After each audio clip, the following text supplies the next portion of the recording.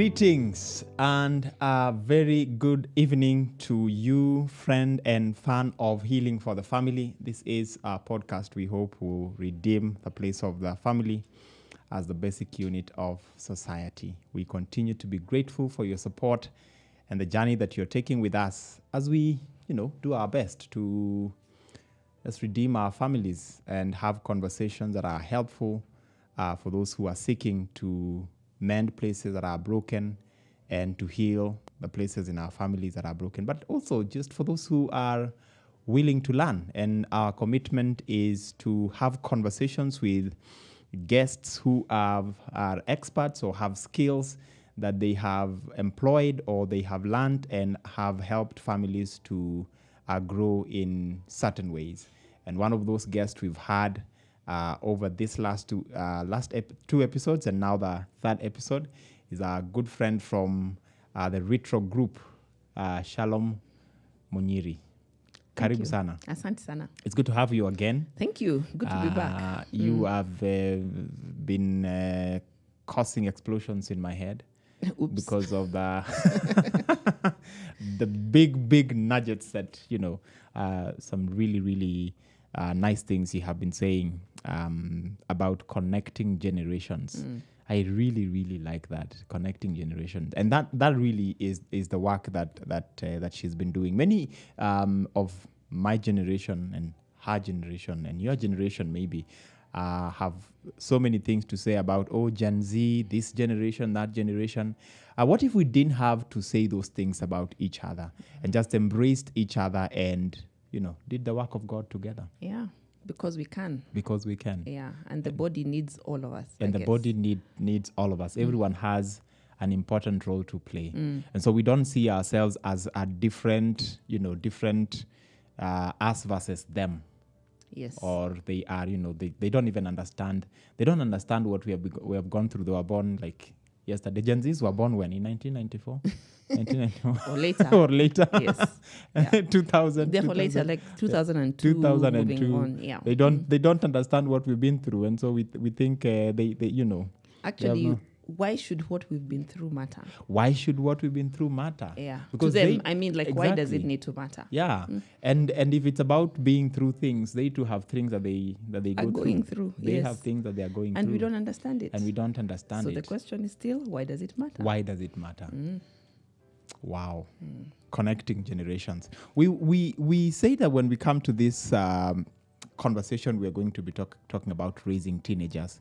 And the first question I have is, why are teenagers so difficult? Or is it a problem of perspective? Yeah. I'm a champion for teenagers.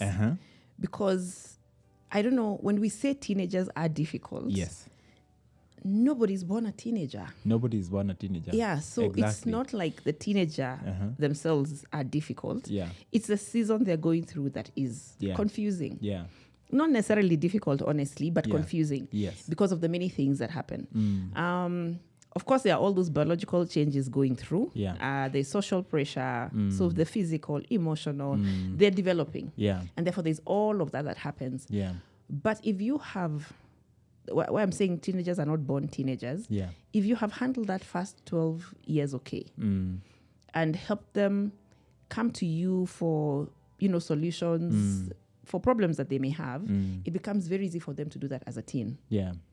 So when we are saying that teens are withdrawing, Yeah. they probably have no clue what to do with you now that they're at the place where they're thinking, okay, can I trust you with information or not? If you've mocked them, for instance, you made fun of them from 1 to 12, why would they come to you when they have an embarrassing thing that's happening? Yeah. So then we start complaining that they're withdrawing, they're getting new friends, they're doing what? It's because they're getting new relationships to trust. Yeah. Because they have a problem with the one that they already have. Yeah. Attitudes. I like the bit about hormones and mood swings and things like that. Yeah. There's an element of it that is biological Yeah. because of that hormonal shift and stuff. Yeah. But at the same time, there's an element of it that's just pure bad manners, right? And it can be bad manners out of rebellion or arrogance. Yeah. It can be bad manners because it looks like bad manners, but the kid doesn't know how to do it. Yeah. The same way a 2-year-old will throw a tantrum. Yeah. That's communication. Yeah. They just don't know how to put across what it is that they're feeling. Yeah. It's the same way a teenager will put their frustration across in a way that looks like bad behavior. Yeah. So the minute we are labeling them and calling teenage difficult or teenagers difficult. Teenagehood is a difficult period of time. Teenagers are not difficult. The minute we're calling them difficult, then you're going at them expecting conflict. As opposed to helping them solve the internal conflict that they already have. You approach them as if you're going for a war. And against an enemy. Instead of going to war with a partner. That kid is already fighting so many things. You should be their partner. Would it suffice then to say if you go for war, if you go towards them with war is what you... that they are likely to respond in that way. Yes, and guess what? Respond with what they are getting. They're more inclined towards risk. They don't reason the same way as an adult does. Again, developmentally, they haven't reached there. And therefore, they're likely to misunderstand and take things a bit further than you intended as a child. Than you intended. For them. Is it possible also that there is a lot of expectations on teenagers that we have, and there is parents expecting their teenagers to grow up faster than they should. And so you hear things like, you're not a child. You are, parents telling. And then when the kid tries to behave like a grown-up, they're told you're not a grown-up. You're not. When they try to grow up confusing. It's confused. So they get really confused. And is it necessary to tell parents of teenagers, remember that no matter what interaction you're having or difficulty you're having with them, they are still children. They are still children, and they expect you to not expect, but you should treat them in some ways as such. It's important too. But at the same time, it's to understand that when you tell a parent that this person is still a child, do you quite understand what they think of children? There's a guy called David Elkind who wrote a book, very nice book, on how parenting and the world has really changed in terms of how it's treating children. It's called The Harried Child. The Harried Child. The Harried Child. You know, they've been harried. They've been harried. You find that nowadays there's no difference besides the actual age difference. You'll find that grown-ups dress like teens, teens are dressing like grown-ups, 3-year-olds are dressing like teenagers. So that child has been harried into adulthood in all ways except the biological one. So they're being expected to behave emotionally like a child, like a grown-up. They're being expected to dress like a grown-up. They're being expected. So there's too many expectations. And these kids, I like calling them kids because they still are. This teenager has not actually been guided in that process. Now, as a parent of children, the younger ones, at that time you tell them. Right? By the time you're growing up, you talk with them. And yes, there's still an element of talking with them as they're growing. But by the time they're teens, you're supposed to be practicing to release them into that adult world. You don't just drop things and say, now you're a grown-up. Because what does being a grown-up mean? What exactly does it mean? So can I drink now? After all, grown-ups drink. Can I sleep out? Grown-ups do that. So am I a grown-up? Am I not? Yes. So you're calling me a grown-up, but you're not letting me do the things that I see. The perks of being a grown-up that I see grown-ups do. Exactly. So you see, role modeling becomes such a key thing there because then you have to be showing the teenager what it is that you expect them to be. Show them what responsibility looks like. Show them what confidence looks like, or whatever it is that you're expecting them to be once they grow up. So, would it be okay for me to say that then it is important to look at the teenagehood season as a transitional period between being a child and being an adult? And what you're doing as a parent of a teenager is connecting the two seasons. Would that be okay correct to say? It's correct. And it's also laying a foundation almost like completing a foundation. Yeah. But if you hadn't started Yeah. with a proper foundation, Yeah. right? And Yeah. now you're discovering this when they're teenagers. You know, your teenager is behaving a certain way, and then you're Yeah. asking what happened. Yeah. Then you realize I didn't do what needed to be done back then. Yeah. You still have time to lay the foundation for adulthood. Yes. Like we said last time, they're going to be adults a lot longer. Yeah. Than they're going to be teenagers. Yes. Yes. Yeah. So it's still an opportunity. Yes, it's transitional, but it's still foundational. It's still foundational. Yes. And then you're not so in that transitional period, you're not quite treating them as a child, although they are still children. You're not quite treating them as a child, but you're not treating them as an adult either. Yeah. So you manage your understanding expectations. Them, you're understanding them as a child, and you're guiding them towards. You're guiding them towards being a grown up. So how you'll treat them according. In fact, that's how now the setting of boundaries and everything else works. Yeah. When you're in the process of training and teaching this teenager who they need to be, there's going to be slip-ups. Yeah. And this is a nice time to tell them, I will treat you how you're showing me I should treat you. Yeah. Which means if they behave like a child, then it's okay for you to treat them like a child. Yeah. What does that mean? Curtailing some movement, taking away certain privileges, things that they had managed to get because they were growing up. They were in the process of growing up. Yeah. You can take some of those back as part of the consequences of certain actions. Yeah. It's a time that you start rewarding them for certain behavior through, in teenagehood is when now they start getting their phones and gadgets, I hope. But that's when you start rewarding them for showing responsibility, for showing a certain level of maturity. That's when you start describing for them what is a mature person supposed to be behaving like or speaking like. And as you transition them, they're not quite a child and they're not an adult, then that means, as I'm hearing you, there's some freedom that they are beginning to, and not just freedom. The word I'm thinking about is independence. There's some independence that they're beginning to develop, to depend on themselves, to sometimes even set their own rules. Yes. All right. What are the how do you control that? Not curtail the independence or the freedom that they're beginning to assert. How do you control that to ensure that they are maximizing and they're making, it's empowering them. That freedom is empowering for them. It's not setting them up for failure. It's not setting them up to, I lack a better word, please excuse me. Not setting them up to be difficult or for you to be difficult, to have a difficult relationship with them. Yeah. I think a lot of it has to do with this thing of vision casting is so important. Yeah. We do it a lot in our workplaces, for our careers, our businesses, etc. We don't do it enough for our children. If you actually had a vision of who you want your child to be, right? Yeah. Clear vision of who you want your child to be, then come back and start raising them in that direction. Yeah. Then you will be able to tell what do you want them to be independent enough to do. Yeah. So I have seen parenting and family situations where children are not allowed to cook. True? Because they don't think they should be in the kitchen. Yeah. But you don't understand that when you let that child cook, you're not only teaching them a skill that they will need in their future, you're also telling them that they matter in the family. They can take care of people. You're helping them exercise some creativity, independence, back again to that word of yours, independence. You give them a choice in the meal that's going to be had. Right? So you're helping them in decision making. You're helping them think process. Independence is not just about letting go.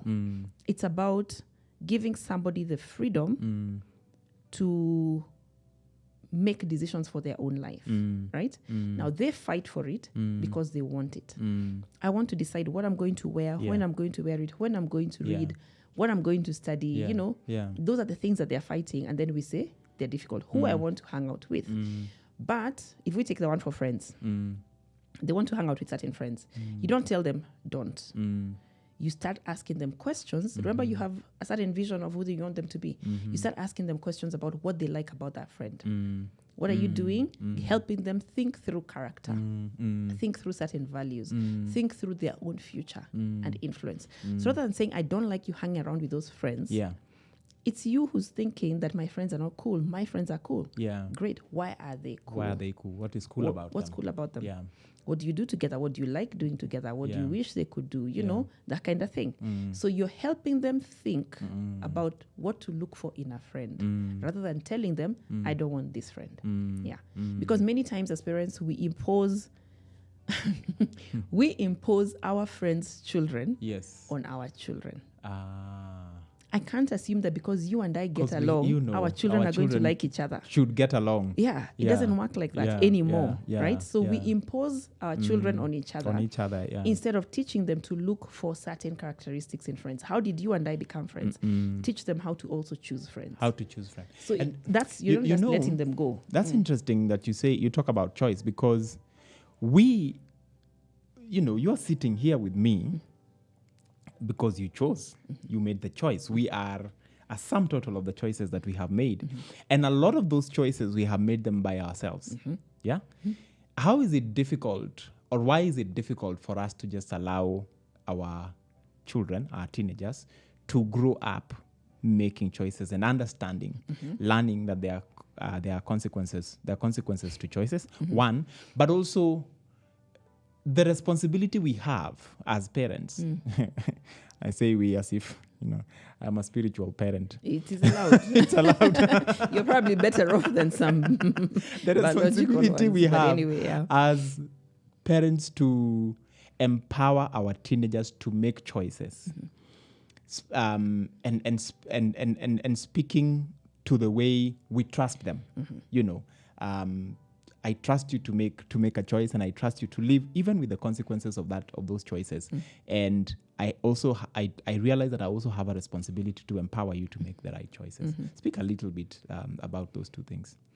Let me talk a bit about what affects it first. Yeah, it's affected by our own past. Whatever experience I had as a teenager comes to play a lot in how I will parent my teenager. Yeah. So let's say I was locked up, in quotes, wasn't allowed to go anywhere, and really wanted to go somewhere. I may overcompensate by letting my teenager lose, go. Right? Yeah. Let's say, same story. I was locked up, technically, and I loved being locked up. And it was great, and I thrived and whatever. Then, God forbid I get an extrovert who wants to leave.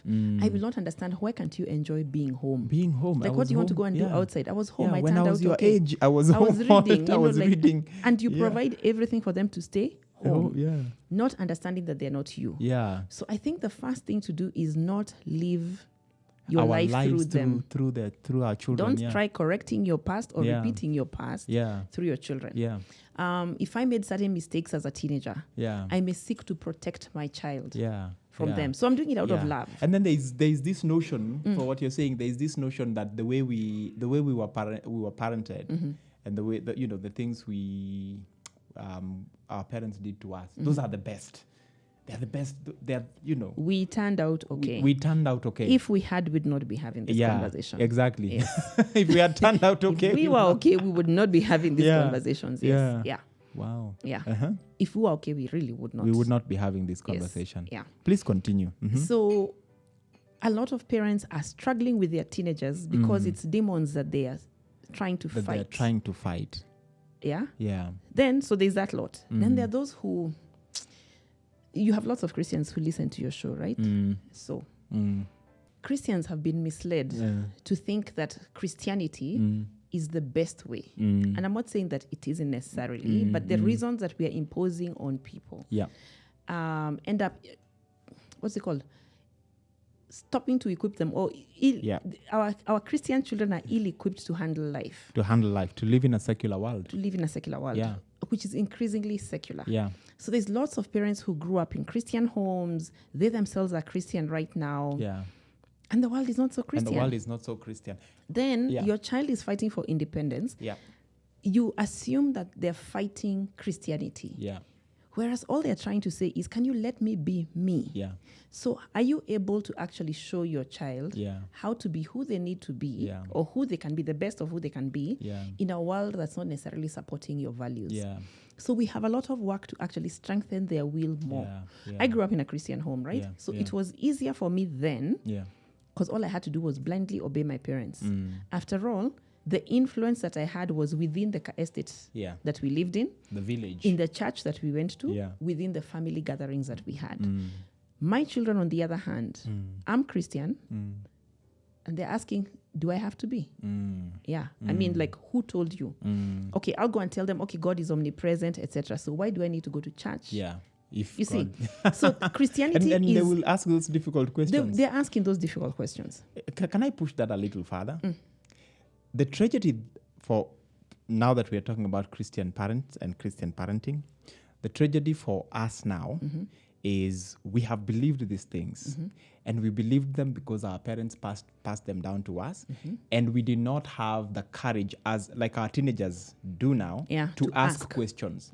And so we just took the information.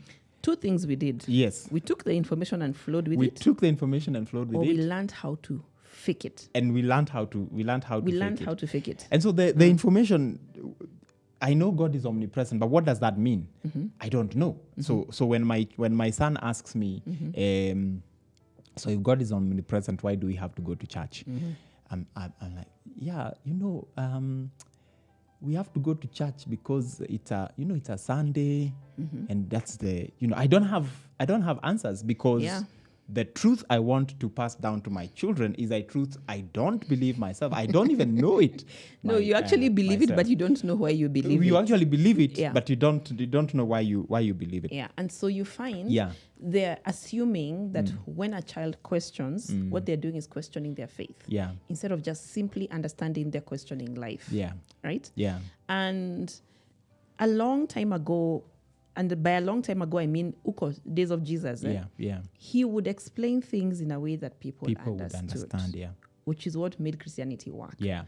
Today, we are not explaining it in a way that this generation will understand. Will understand it. Whatever parables he used, what are we using as far as social is concerned? Yeah. How are we helping them bridge that gap into our faith? Yeah. So why I brought up the whole Christianity and Christian homes and things like that is because we think that teenagers, increasingly, we are thinking that teenagers ought to be faith people. Yeah.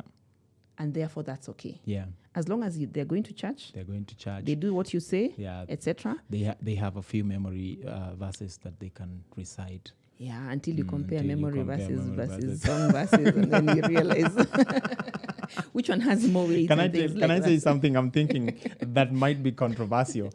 I think, and it might be controversial for a pastor to say, there's a difference between raising your children to be Christians and building character in them.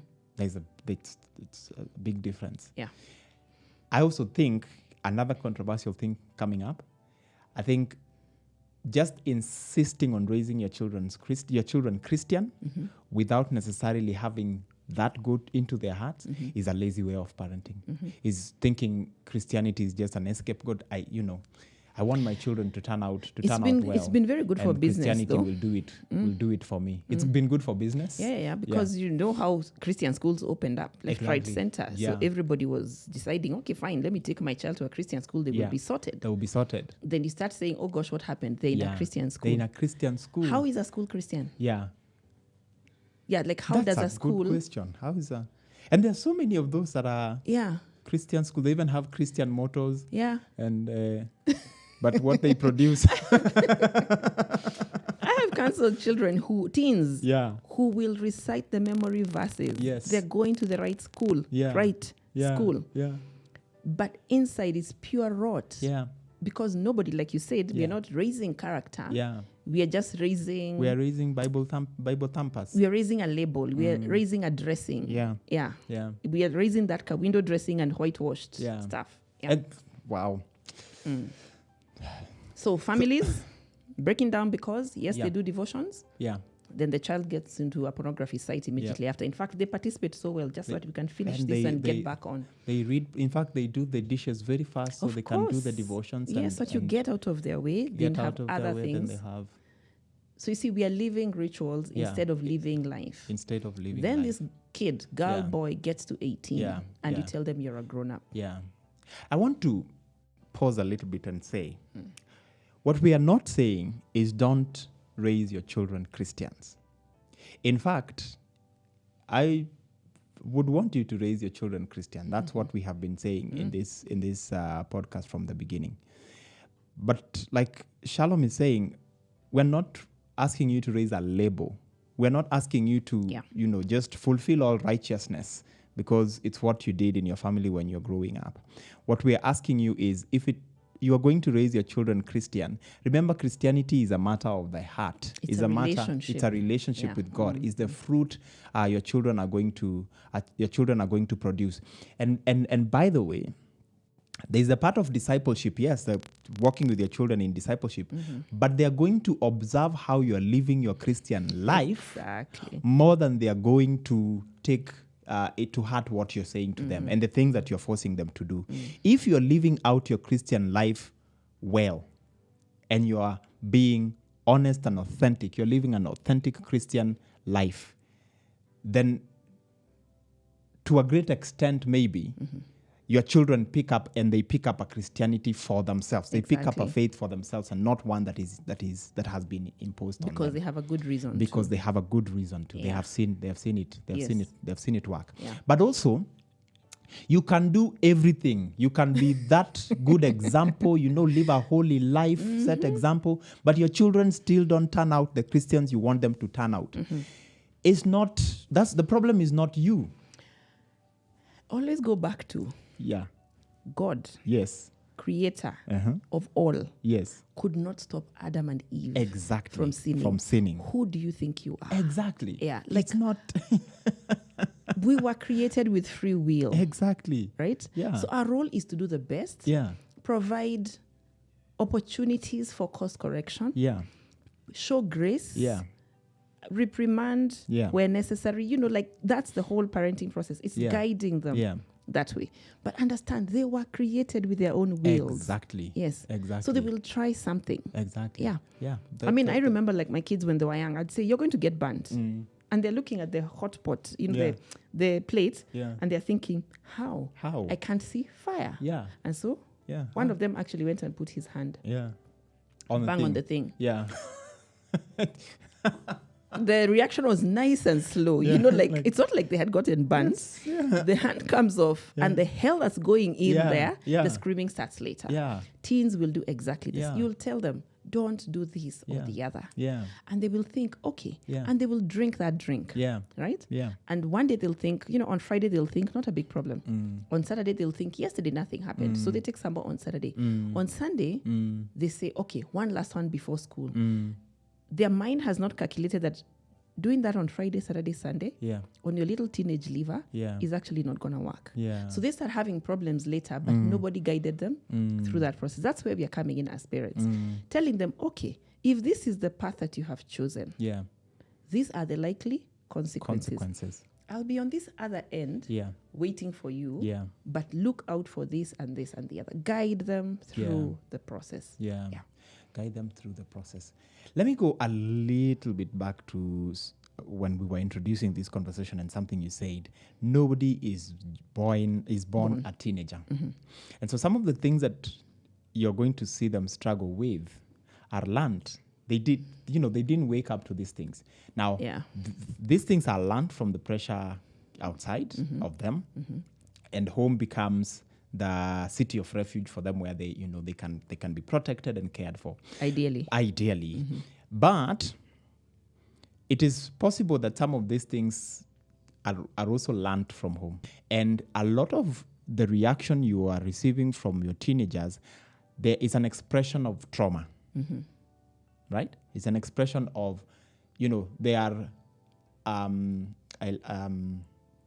living out or manifesting some of the traumatic experiences that they got as children right at home. What are some of those problems that, you start them early, but they come to manifest? Oh, wow. Yeah. There are some that have been classified, again, because a lot of research and studies have been done about this, right? Yeah. There's some that have been classified as adverse childhood experiences, right? And so there's categories about them. There's abuse, neglect, and then a whole bunch of others. Yeah. Now, if your child experienced a form of abuse, it can be physical, emotional, or sexual. something will show up Yeah. later, because trauma is what happens in us as a result of what happened to us. Exactly. Trauma is not that beating. Yeah. It's what Is what happened internally. Yeah. Right? Yeah. So there are those who are also neglected. I mean, and that's one of the things that's affecting very many places where we don't have present parents. There's neglect going on, right? So you find some kid has been provided for everything, but they're emotionally neglected. You know, they have all the gadgets they would want. They have everything. They have food. They have everything, right? But they don't have the parent. That's neglect. Yeah. That's going to set them up. Yeah. There's violence in our homes, increasingly so. Yeah. Where children are witnessing parents being abused physically or in any other way. That's also contributing to that trauma that you're saying. We have people who are dependent on drugs and alcohol and other substances, right? That is also affecting them. So you see, there's all those things that are coming into play to this child. So what does that do to a child, a teenager? You find, for instance, boys being abusive. Girls are increasingly being abusive. I mean, like, girls of late have been so brutal. Was it just this weekend we were talking about something, you know, like a relationship thing between a girl and some boy? And the girl is the one telling the story. And I'm thinking, why would you do that to somebody's son? You know, like, they're being, that whole message that people came with of anything a man can do, I can do better. The female species has taken it to another level. Yeah. Now, what's happening with all of that is that the teens are watching. Yeah. They're experiencing pain as they're growing up as a result of it. And then when they get into teenagers, they start making declarations of, me, I will never. Me, I can never. Me, I cannot. No one can. You know, like such declarations. By the time they're getting into uni, college level. Yeah. And then now, God forbid, the relationships we'll be having the families will be having that 10, 20 years from now. Yeah. It's just going to be chaotic. Yeah. Why? We are not helping them understand because we are also not dealing with it. Yeah. If I'm open to abuse as a parent, I'm already dealing with my own pain. And I'm not helping my child process what is happening in the family. Yeah. They interpret that thing in their own way. Yeah. Then we start seeing it later on in life. So I like using this +10 thing. If your child was behaving a certain way at 3 and nothing changes for 10 years, they'll behave exactly the same way at 13. At 23, they'll be behaving exactly the same way, but with more strength.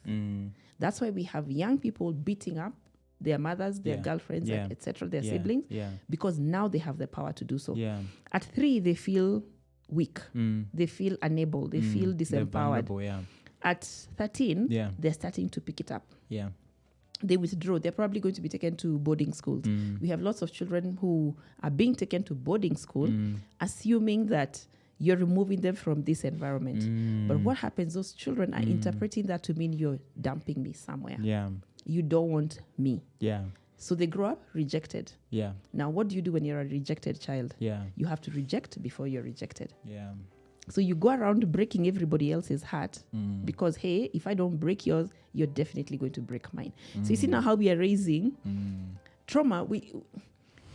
The problem with the word trauma is that people have misunderstood it or thought it is a big thing. So we end up underestimating the effect of what it is that we are doing in the process of raising our teenagers. And that's how we're ending up there. And so you expect like an explosion, like a big thing to happen for it to be traumatic. But it could be a simple word. Like those who say, why are you complaining? I've never hit you. As though hitting you is what is a bad thing. If I have called you names, there's 6-year-olds being called mtukutu. Wait until they're 16. And some of those names are names we have normalized and we are okay with them. But we don't know that we are actually labeling. Like mtukutu is a Swahili word. It's a Swahili word that means, what does it mean? A crooked child? Not a crooked child. Like you're all over the place. You're all over the place. And you know, you can see a child just playing around and doing things and say, mtoto ni mtukutu. But that's who they're supposed to be. You know, you say it innocently, but you've already labeled this child, and the trauma is beginning to, because then they will think, watukutu wanafanyanga hivi. Na mimi niliambiwa mimi ni mtukutu. And na mtoto akisikia, when a child hears this, he thinks this is such a fancy name. Yeah. They'll own it. They will own it. Yeah. It becomes a part of teachers part like of calling their students, especially teenagers, mejivaje, chokora. You get they start owning that. Now here's another one that today's parents are doing. Yeah. Calling their girls sweetie or whoever and their boys handsome. Now the reverse is happening. The ego that's coming out is so inflated that they go expecting the world to appreciate them. Yeah. You know, like why aren't you buying down? Don't you recognize I'm here? Yeah. That again, similar setup. Wow. You're abusing them with misplaced love. Yeah. Pause here. I want to go back to something you've just mentioned because I'm thinking you're talking about boarding schools. And I like controversy. I like to think boarding schools were actually a colonial legacy that, brought to us by colonialists, and a lot of our boarding schools were brought by missionaries. And while missionaries the intentions were good to bring about education institutions for African children, what it ended up doing is breaking up families. In some ways, breaking up families. But now, boarding school has become, for the most part, the dumping site. Yeah, unfortunately. It's become, when I think, I'm very busy. I'm a very busy parent. I do a lot, and the only way my child can be taken care of is for me to take them to a boarding school. And without realizing it, we are abdicating that responsibility to the school. And unfortunately, some of the children we take to boarding school don't turn out as good as we expected. Yeah. And there was this idea, this notion that was pushed down to us that, boarding school is good. Boarding school is where children will learn discipline. They learn to be independent. Imagine they're going to be showering at 4 a.m. with cold water, and they'll be woken up at, as though you would do that as an adult. But anyway, you'll do that as an adult, So we think that's the ideal. That's how we need to teach our children discipline and all the good things that we need to teach them. But essentially, what we are doing is just abdicating and removing ourselves from the I like that you say it's controversy because I also think court controversy happens so often. I'm not against boarding schools, right? I'm against committing children to boarding schools when they're not ready. And then putting them in a boarding school and not supporting them through the process. But also the motive of putting them through boarding school. Why are you putting them there? Why are you putting them there? Now, I went to boarding school and had a lot of fun while there. So I think for me, boarding school was the best thing that happened. Right? Fast forward to when I was a parent, I said none of my children are going to go to boarding school. But you see how you plan things when they're one. And you're making those lovely declarations. They get to a certain age and you're thinking, okay, I need to probably rethink this process. So probably that's something else we should actually mention. It's okay for you to change your script along the way as a parent. Exactly. It's not that you set it, fix it, and then stay at it forever. Yeah. So my example, I loved boarding school. So naturally, I'd be expected to say boarding school is good for kids. But because I understood how children work, I thought my children are not going to go to boarding school. Why? Especially because I loved it. Because I felt I'm the one who's going to be responsible for who my child becomes. And therefore, that means they need to be with me through that growing up process. I will release them at university level. With the first one, that was easy. We even moved house to be nearer the school. Just to make the whole connecting comfortable. By the time the second born was getting into high school, was getting to the age to go to high school, to transition from primary, I knew she's going to boarding school, right? Why? She wanted boarding school. she needed boarding school. Why did I think she needed boarding school? She was the kind of person who needed challenges. Just leaving her home would have stifled her. For her, I knew she would need boarding school. Yeah. And because of the challenge, she was the kind of child who needed the challenge, who needed more than we were going to offer at home. But now the key was, where do we find such a boarding school? Eventually we found one, right? Yeah. And I must say that was the best thing for her. Yeah. Would I change? I would never have put my son through boarding school. Yeah. Even today, if I was given a chance to redo it, I wouldn't. Yeah. Because he as a person was not boarding school material. Yeah. It would have destroyed him. My daughter, on the other hand, was total boarding school material. The whole thing of showing off what she already knows because of how we've raised her, taking up leadership positions, taking responsibility for her schedule. She's too extroverted, so therefore she needs that sort of control. So taking all that responsibility. However, I did not put her in a boarding school and leave her. I volunteered as a parent. Right? What does volunteering as a parent do? It gives me contact hours with her, even when she's in boarding school. It helps the school also, because it's not like I'm volunteering for myself. The school benefits from some of the things that I will bring over. So we ran programs there. We helped in the parent-teacher committees, things like that. We supported the teachers through the process. And so you were involved. I was involved. You were involved. Yes. And this time, I'm not just involved as her parent, but almost as a parent for the other children. The village we were talking about. I'm a champion for the village. For the village, So that's why I say I'm not against boarding school as much as dumping your child in a boarding school and leaving them. So in that case, I think it's ideal not to send them to a boarding school that's too far away from where you are. You get? So if, let's say the boarding school I had found was like 600, 700, 900 kilometers from where I stayed, I wouldn't have picked it. Because I know I won't be able in my schedule to actually manage that contact. So also be realistic. And if there is none, then it's okay, there is none. Right? So for boarding schools, choose them wisely. Choose them with good reason. Don't just leave your child there, support them. And how do you support them? By supporting the school. Because if we check boarding schools, why are boarding schools all now ending up to be such a nasty place? Because the expectation we are putting on them is so much and they don't have the capacity to do it. How do you expect? You're already having a problem loving your one child. How do you expect a teacher to love 80? And some of those are crowded classrooms. They're classrooms with 50 upwards of students. How do you're having a problem with one hormonal teenager. Who do you think that teacher is to cope with 80 hormonal teenagers? Right?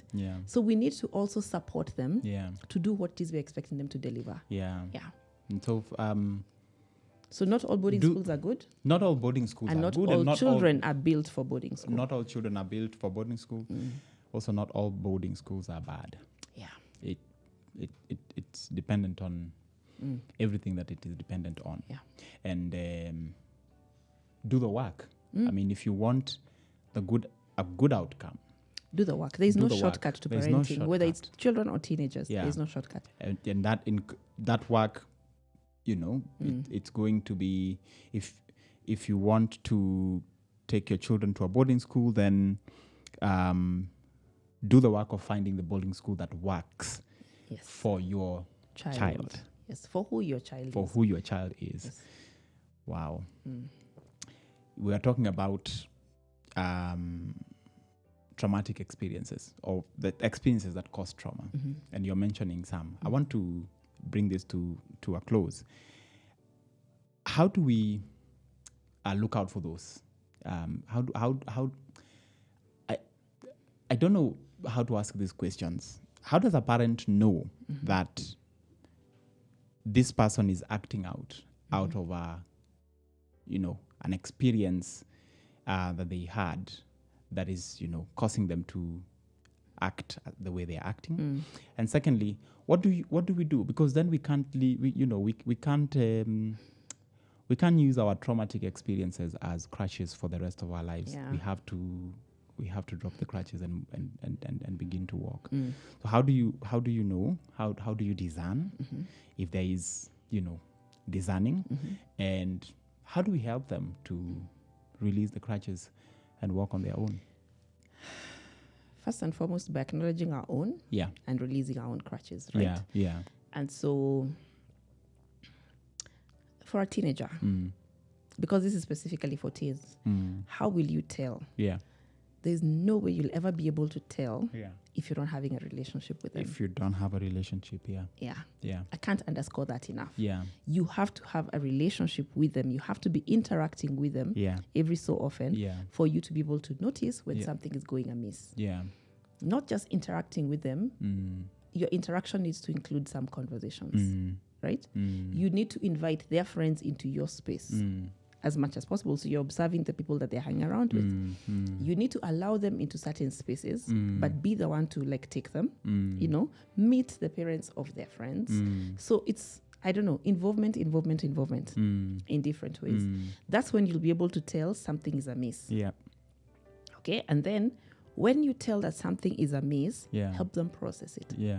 So let's say they experience some form of bullying. Yeah. Here in class, what's about 7, 8, they're 13, 14 years old, just getting into teenagehood, right? Now, once they're doing that, once they're getting into that stage, there'll be bullying, there'll be competition. They're now having serious crushes, more serious than they were having when they were 10, 11, 12. Yeah.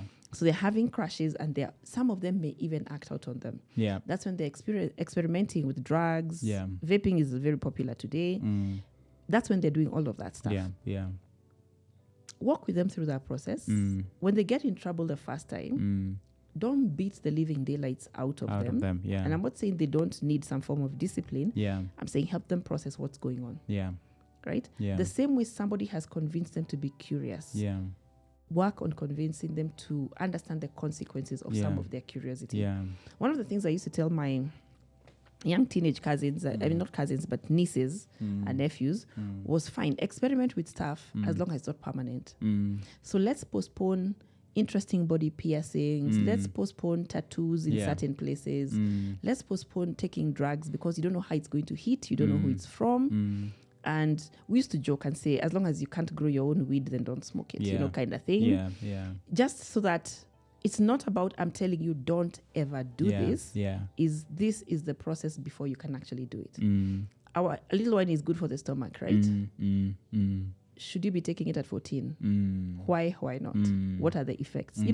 Help them. Help them look forward to being 18 when they can take that glass of wine without a problem. Yeah. Because a lot of why teens want to try everything now is because they think in the immediate. Yeah. They think in the right here and now. Instant. They have no future. Yeah. Many of them don't have that future thinking. Yeah, future outlook. So they will focus on everything right now. Yeah. So you asked, how do we discern? It's by having a relationship with them that you'll be able to tell these things are happening. Now, even when you may not have a relationship with them, this may help answer the second question. Have people who are around them. You are saying you're a spiritual father to several, right? Some of them are teenagers. If I'm having a problem with my teen and I see you're close to my teen and I trust your values, then I'll trust you to discern it. Do you get? Because I may not see it because I haven't built a relationship. But you may see it because there's a relationship that you have. So also embrace people into your teenagers' lives. Help them have that village around them, those people around them who are going to guide them through this process also, so that you're not doing it alone. So that's what I would say. Relationship for discernment. And then as much as possible, get help. Yeah. Wow. Relationship for discernment and as much as possible. Forgive yourself. Yeah. Get help and forgive yourself. Forgive yourself. I dare say also allow yourself to make mistakes. Because how else will you learn if not from making mistakes? And well, maybe just a final one. Something I love about allowing yourself to make mistakes is because if your children actually see you making the mistakes and then they see you recover from those mistakes, they learn how to do it themselves. Wow. They learn how to do it. Back to that same thing of teaching by who we are. We'll model it if we do it right. We'll model it if we do it right. There you have it, folks. Thank you, Shalom, for being with us these last 3 episodes. Now, this is just the last she's doing of this series, but she and I have agreed that she's going to come back because there is a lot of gold in her that we need to learn from. But thank you for honoring our invitation, Shalom. We can't be grateful enough. Thank you too. May the Lord bless you. God bless you too. This is Healing for the Family. We are praying for your family. Have a good night.